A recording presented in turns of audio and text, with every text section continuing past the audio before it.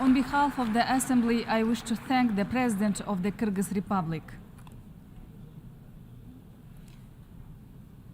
The Assembly will hear an address by His Excellency Javier Milei, President of the Argentine Republic.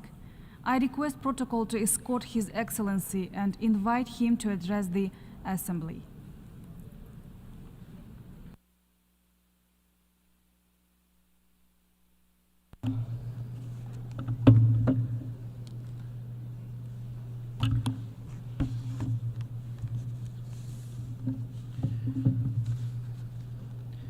A las autoridades de las Naciones Unidas. To the authorities of the United Nations, representatives of the various countries, member countries, and all of the citizens of the world that are watching us, good afternoon. For those of you who are not aware, I'm not a politician. I'm an economist. I'm a liberal, libertarian economist who never aimed to be a politician, but who was honored to become the President of the Republic of Argentina following the resounding failure of more than a century of collectivist policies that destroyed our country. This is my first speech to the United Nations General Assembly, and I'd like to take this opportunity to humbly alert the different nations of the world about the path that we are moving down and have been for decades, and about the danger that of this organization failing, as it has been doing in its original mission. I haven't come here to tell the world what it should be doing. I've come here to tell the world, on the one hand, what will happen if the United Nations continues to promote collectivist policies that it's been promoting under the mantle of the 2030 Agenda, and on the other hand, the values of the new Argentina. I want to begin by giving credit where credit's due. The United Nations was born out of the horror of the cruelest war in global history, and the main aim of it was to ensure that it never happened again. To do so, the organization engraved its fundamental principles in the Universal Declaration of Human Rights. From that was born a basic agreement around one maxim, that all human beings are born free and equal in dignity and rights.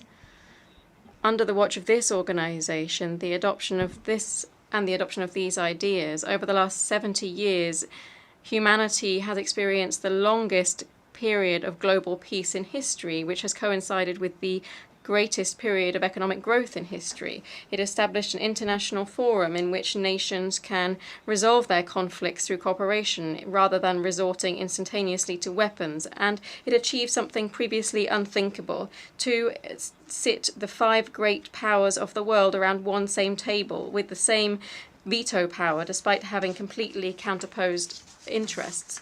All of this didn't mean that the scourge of war disappeared, but it did, at least for now, ensure that no conflict has escalated to global proportions. The result was that we moved from having 2 world wars in less than 40 years, which together claimed more than 120 million lives, to having 70 consecutive years of relative global peace and security and stability under the mantle of an order which allowed the entire world to be integrated commercially, to compete and to prosper. Because where trade enters, we don't have bullets, said Bastia, because trade guarantees peace, peace guarantees, and freedom guarantees trade. Equality before the law guarantees freedom. It managed to ensure what Prophet Isaiah said, that he will judge between the nations and will settle disputes for many peoples. They will beat their swords into plowshares and their spears into pruning hooks. Nation will not take up sword against nation, nor will they train for war anymore. This is what's happened mainly under the watch of the United Nations in its first few decades. That's why we're talking about an outstanding success in the history of nations that has been achieved by the United Nations, and it cannot be overlooked. Now, at some time, and as often happens with the majority of bureaucratic structures that are created by men, this organization stopped looking after its main aims set out in its founding declaration and started to change. This was an organization that had essentially been thought up as a shield to protect the reign of men, and it became a leviathan with various tentacles purporting to decide not only what not only what each nation state should do, but also how all the citizens in the world should live. That's how we moved from being an organization that pursued peace to an organization that imposes an ideology on its members about an endless list of topics in society. The model of the United Nations that had been successful, the origin of which we can see in the ideas of President Wilson, who talked about the need for peace without victory, and that was founded out of cooperation from nation states, has been abandoned. It's been replaced by a model of supranational government, of international bureaucrats that attempt to impose on citizens of the world a specific way of living. What we're discussing in New York this week at the Summit of the Future is nothing more than going further down this tragic path, the tragic path that this institution has adopted. Going further down this path, which in the very words of the Secretary General, calls on us to define a new social contract, redoubling our commitments in the 2030 Agenda.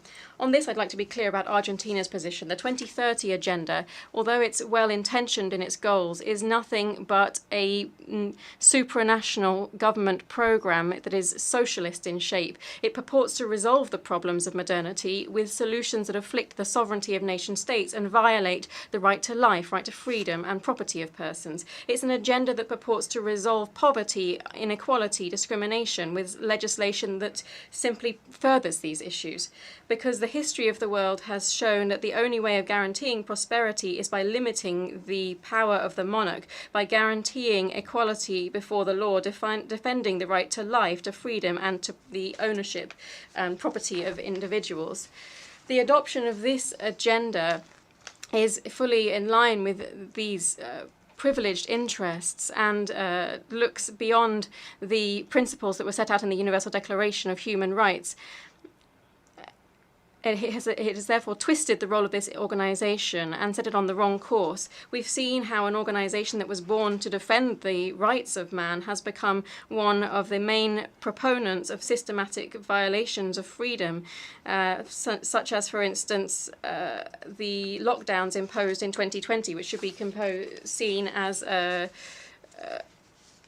crime against humanity. In this same house, that purports to defend human rights, we have also included bloody dictatorships in the Human Rights Council, including Cuba and Venezuela, without reproach. In this same house, which purports to defend the rights of women, we've allowed on CEDAW, the CEDAW Committee, countries that punish their women just for showing their skin. In this same house that had voted against the State of Israel, which is the only country in the Middle East to defend a liberal democracy, we have simultaneously shown a total inability to respond to the scourge of terrorism. On the economic level, we have promoted collectivist policies that undermine economic growth, violate property rights, and disrupt a natural economic process, preventing the most left-behind countries to freely enjoy their own resources. They have imposed regulations and prohibitions specifically because of countries that wish to develop themselves. We have further established a toxic relationship between global governance and international credit bodies, demanding that those countries that are most left behind commit resources that they don't have to programs that they don't need, making them perpetual debtors. We have also seen ridiculous policies with Malthusian stances, such as policies, zero emissions policies that harm all poor countries, policies related to sexual and reproductive rights, when birth rates in Western countries are plummeting, announcing a somber future for all of us.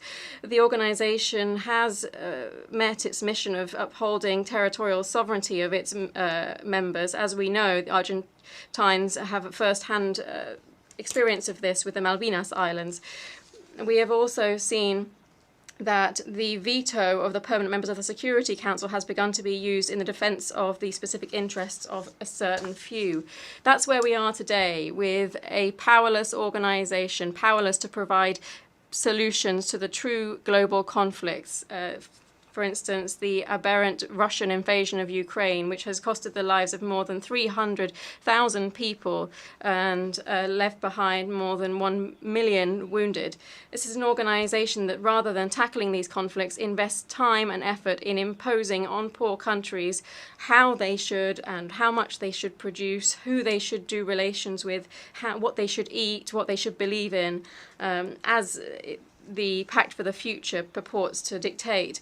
This long list of errors and contradictions has led to a loss of credibility for the United Nations before the citizens of the free world. I'd like to issue a warning here. We are coming to the end of a cycle. Collectivism and the moral posturing and the woke agenda is coming up against reality. There are no further credible solutions to the real problems of the world. If the 2030 agenda fails, as recognized by its own promoters, the response should be to wonder whether or not this was an ill-conceived program from the outset. We should accept this reality and change what we're doing. The same thing always happens with ideas that come from the left. They're designing a model in line with what human beings should do, and when individuals freely decide to act otherwise, they have no better solution than to restrict, repress, or cut off their freedom. In Argentina, we've seen with our own eyes what they have done at the end of this path of envy and sad passion, poverty, anarchy, and a total lack of liberty. We still have time to choose another direction. I want to be clear so that there's no poor misunderstanding here. Argentina is going through a profound process of change currently, has decided to embrace the ideas of freedom. These are ideas that say that all citizens are born free and equal before the law, that we have inalienable rights granted by our Creator to life, to freedom, and to property. These principles that are setting the framework of the process of change that we're undertaking in Argentina are also the principles that will guide our international conduct from now on. We believe in the defense of life for all. We believe in the defense of property for all. We believe in freedom of expression for all. We believe in freedom of worship for all. We believe in freedom of trade for all. And we believe in limited government, all. And in these times, what happens in one country has a swift impact on others, and we believe that peoples should be able to live free of tyranny and oppression, be it political oppression, economic slavery, or religious fanaticism. This fundamental idea shouldn't be mere words. It should be supported by our acts diplomatically, economically, and materially through the joint force of all of the countries that stand up for freedom. This doctrine of the new Argentina is no more and no less than the true essence of the United Nations. That is, the cooperation of nations united in the defense of freedom. If the United Nations wants to resume the principles that led to its birth and adopt the role for which it was designed, it can count on the full support of Argentina in its struggle for freedom.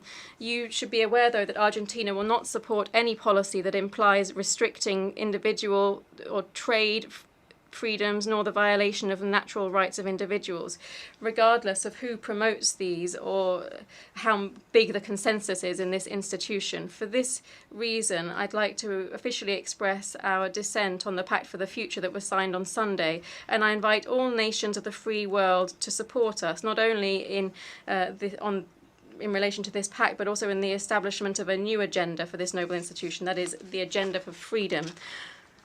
From this day on, you should know that Argentina, the Republic of Argentina, will abandon its policy of historic neutrality and will be on the vanguard in the struggle for the defense of freedom. Because, as Thomas Paine said, those who expect to reap the blessings of freedom must, like men, undergo the fatigue of supporting it. Long live freedom, God damn it. Thank you very much. On behalf of the Assembly, I wish to thank the President of the Argentine Republic.